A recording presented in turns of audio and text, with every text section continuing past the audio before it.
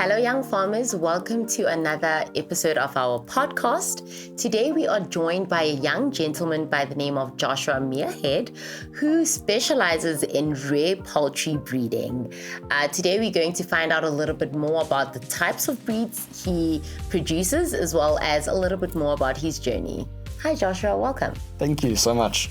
You are most welcome. So, tell us a little bit more about who Joshua is and what sparked or started or inspired Joshua's Poultry. Yeah, so Joshua's Poultry kind of started, well, let me go back to the beginning. Really. Okay. My grandparents have a farm in KZN, and going there for holidays or just seeing them and just being on the farm inspired me to pursue my dream in farming.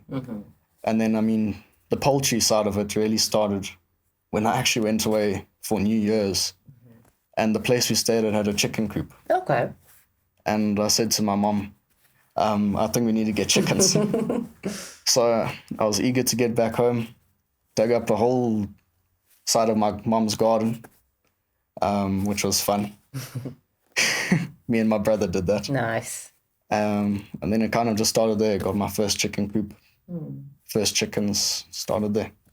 Lovely. So did you know initially that you wanted to go into rare breeding, or did that just come over time and you just, enjoying and loving chickens?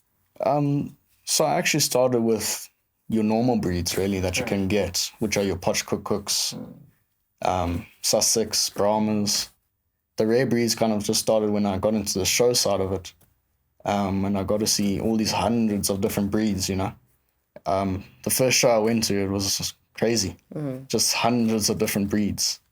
So, then I met my first mentors, and he actually guided me into going into rare breeds. Nice. So that's when I got my Peter Pinters, which is, I would say, my first proper show breed.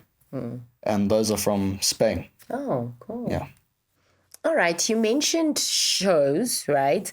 What happens at the shows? Like, do people just come and showcase their chickens and you win something? Or is it for people to buy them? Like, tell us a little bit more about these shows. Yeah, so with the shows, you are breeding your birds to a standard. Okay. They call it the standard of perfection. Okay. And really you're following the standard to get the perfect bird, which you'll never get the perfect bird, but we at least try to get there. You're looking at feather quality, you're looking at combs, wattles, beaks, eye color, all these things. And really, it shows you what you're breeding for, and your goals in breeding will depend on what you're doing at the show. Are you winning with that bird? How does the judge look at that bird? And then you go from there. And the prizes depends on what your birds are placed. You're going to get first, you're going to get second, you're going to get best in breed, best in varieties. There's a whole host. And then you get medals, certificates, I'd say. Yeah. Lovely. So with you breeding rare breeds, what's the goal? Is it to sell it to people for like pets, or do people eat them like other chickens, other chicken breeds, or do they also lay eggs, and do they lay different kind of eggs? What's the goal here? So with the rare and exotic breeds, really, it is a niche market, so that also, makes it harder, but really, with the rare breeds, you're trying to preserve it. Right. You're trying to keep that heritage line. And with my social medias, I'm trying to promote them to create awareness as dual-purpose breeds and heritage breeds we've had for decades, Nice. They were intended for meat and eggs, depending on which breed you get. But yeah, rare breeds it's something cool to get into. Nice. So Joshua, you're only 17 years old, which is super cool for, everything that you've accomplished and everything that you've done so far. When did you decide? You mentioned obviously that your grandparents were a big part of the inspiration, but when did you say to mom, okay, look, I think I want to register a business. I want to do this as a living. Is it something that you grew up with, or did you just decide like a couple of years ago that this is what I want to get into? Look, I think it's something I've grown up with in some sort of way, as going on holidays to places like my grandparents' farm, having chickens in the garden.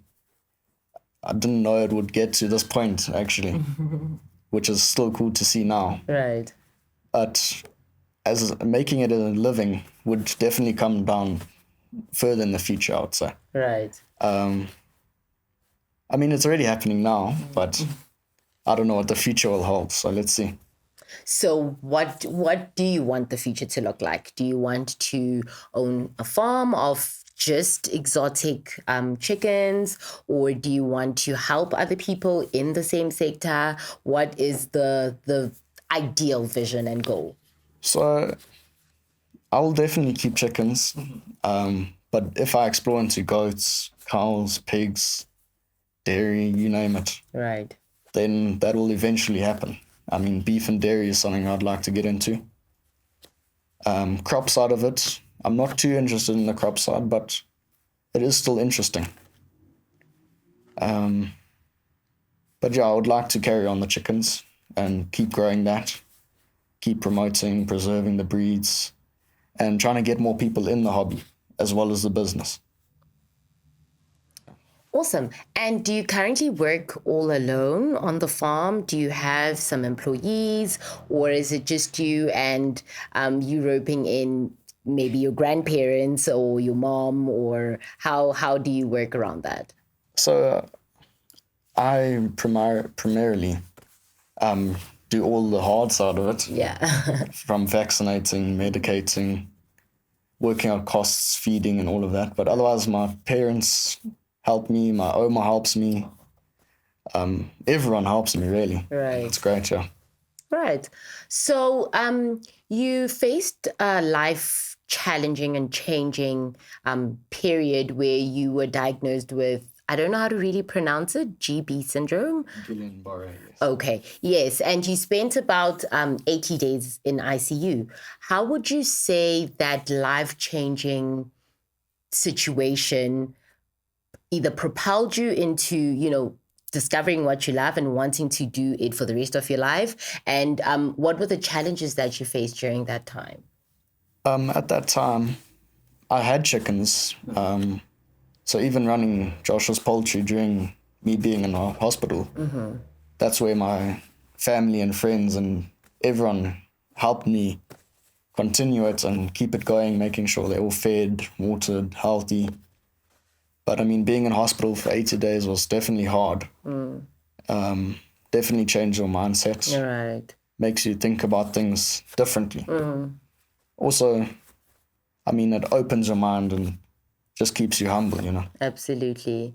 Absolutely. And do you mind just telling us a little bit more about what the disease is? What does it affect? Like for people that have no idea what it is, how did that affect your day-to-day life? Yes, so with Guillain-Barré, it affects your nerves, your myelin sheath, which rips that away, and it is very painful. I had to learn to walk again, use my hands, which every farmer knows we have to use our hands. Yeah, that's your livelihood. Yes. So yeah, but luckily for me, it only affected my hands and feet and didn't affect my lungs or any other part of my body. Otherwise, you can actually end up not able to walk or paralyzed. Sure. And is there something that causes it, or is it something that, randomly kind of just happens? Yeah, there's definitely a few things that caused it. So in my case, it was bronchitis that actually triggered it. But there's many different things that can cause it. And once you've had, like now that you've obviously gone through that time, is it possible for it to ever come back, or once it's treated, it's never coming back? Yeah, so luckily I haven't had another attack or however you'd like to call it. Right. But yes, you can have a relapse, which is scary, but luckily I haven't had one yet. Nice. No, we hope that you never have one, because we definitely want to continue seeing the runway chickens. Okay. Yes. And then during that time, what kept you motivated? What kept you going? Because you mentioned that it does affect like your mindset, and obviously not being able to like write or use your hands or walk as you have been for the past 16, 17 years. Yeah. What would you say was the biggest mindset change, and what motivated you to keep going and just not give up? What kept me going was really just knowing I had a vision, a dream to chase, follow, and pursue. And I think knowing there's a bigger picture to this is what I look up to. Knowing all the support I've had, all the people I've met and connected with, going to the shows and the environment. I mean, it's just what keeps me going, And knowing what else could be in the future is exciting. Absolutely, absolutely. And then when it comes to the chickens, the rare breeds, I know, like, for example, a broiler or a layer goes for about like 100 Rand, 150 plus minus, right? What are like the standard prices for these, exotic breeds? Look, it's quite hard to say. I mean, it depends on the breed, really. I mean, if you're going on auction, be careful, because it's going to reach high prices. You would never know that a chicken could reach such high prices. Like what? For instance, I mean, I've seen some go for 10,000 Rand.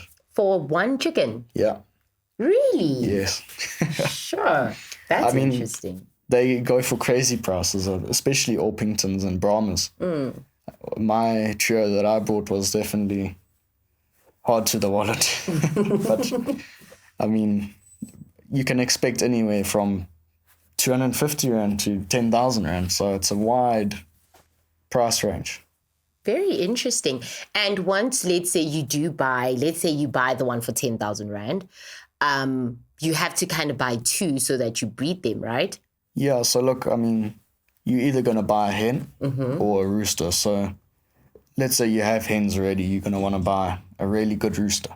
Or if you have a rooster, you want to buy a really good hen. Right. So, I mean, you're basically buying them for genetics from reputable breeders. And from there, you want to sell eggs or meat, you would go in that market. Or you're buying a really nice bird for show. Right. Yeah. And do people take chances and, for example, say that it's this kind of breed, but then when you maybe check it, it's like a crossbreed or it's not a pure breed? How do you spot things like that? Do you have people that you ask, like your mentor, or have you just acquired enough knowledge to this point for you to know that, no, this is not a pure breed? Look, I think education and knowledge and research is also really important. Right. We all have phones now. Yes. Well, most of us, So you can search and you can base that off what you're seeing. But I mean, you do acquire knowledge and you talk to people, because you don't want to end up with, let's say, you spend 10,000 Rand on this bird and it's not what you brought, Yeah. But there are definitely ways, like characteristics, feathers, eye color. There's a whole bunch of different, I'd say, ways to identify a breed, as well as looking at the standard. All right. Awesome. And usually the standards are established during these shows. Yeah, so the standard is already established.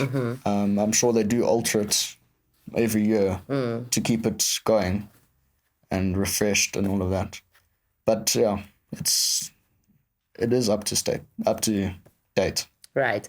And then on the farm, you mentioned that you do a little bit of everything, right? So walk us through a typical day of you. I mean, you are 17, so you are in school at the moment. So tell us a little bit about how your day usually looks. Are you going to class? Are you studying at home? Are you doing distance learning? Just walk us through that. Yeah, so I am homeschooled. We have a part of our house that we've dedicated to learning and all of that. Nice. And normally I'll wake up, do some schoolwork, if not by the chickens, or I basically go and make sure all the chickens are fed and watered. I'll go in each cage, make sure they're healthy, nothing wrong, because with chickens, they can, one day they're fine, the next day they're not. So you have to be looking at them, making sure they're fine. So I'll pick them up, check them. I'll see what I have for sale or what I need to get rid of or keep for breeding. And then I'll do more schoolwork and research and chat to customers and people. And I'll go back outside and check the chickens and I'll film some videos for my social media, do some posts, and Lovely. So would you say having a social media account is something that has helped you get more clients, get more exposure, get opportunities for your business? Yeah, social media is definitely a good tool to have, especially in this day and world. As technology is moving so quick, we have to keep up with it. I mean, using AI. And using social media has definitely allowed me to reach more people. It's growing actually quite scary because it just keeps getting more and more followers. Nice. But yes, it allows you to reach more people and share what you're doing, and it's good. That's definitely good. Well done. Don't stop. Yeah. Don't stop. And then what would you say are some of the challenges that you've faced or come across just running a business, being young, trying to get your feet in, the business, as well as just growing? I mean, you are a teenager, so there are like fun things that you probably want to do with your friends or things like that. How do you balance the two? And what would you say have been the most challenging things that you've come across? Yeah, look, it is definitely hard to try and balance farming with your private life, but finding the balance is important as you need a bit of both. Right. But I do find time for my friends, talk to them, call them. Luckily most of my friends now are also into farming. That's cool. I still have my good friends from when I was small, so that's always nice to see them. And it is definitely hard when you're young because everyone else has been in the game for many, many years. Right. And us young farmers have been only here for a few years, so we're still learning how the market is, prices, how to deal with customers, buying land, all these things. People, the older generation have had much more experience and time. So, yeah. So experience, you'd say, is something that is like a pain point currently, but I mean, it is just time that you need. Yeah, so I mean, I guess they've gone through a lot of trial and error and failing, which is what we will probably end up going through as well. Absolutely. Which is all very good because all the failures and all of that, eventually you will succeed, Yes, definitely. So, yeah.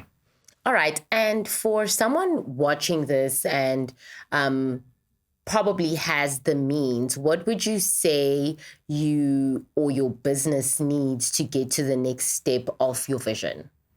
Yeah, look, for now, land would definitely be nice. Then I could get more breeds. Right.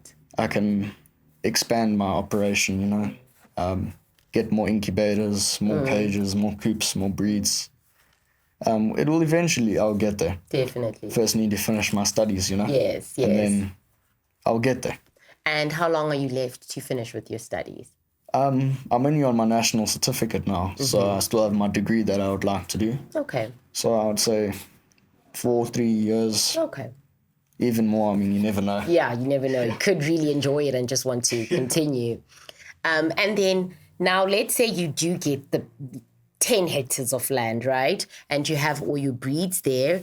How do you separate them for them not to crossbreed or, Yeah, so each breed you would designate a cage to and make sure they can't get out. For instance, you don't want a Potchkukuk rooster going from this cage to a Peter Pinter cage here. Right. And then your customers are getting a mixed breed, So having proper cages and housing is definitely important.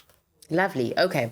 And then when you're not on the farm, not busy with your chickens or busy with school, what do you like to get up to for fun?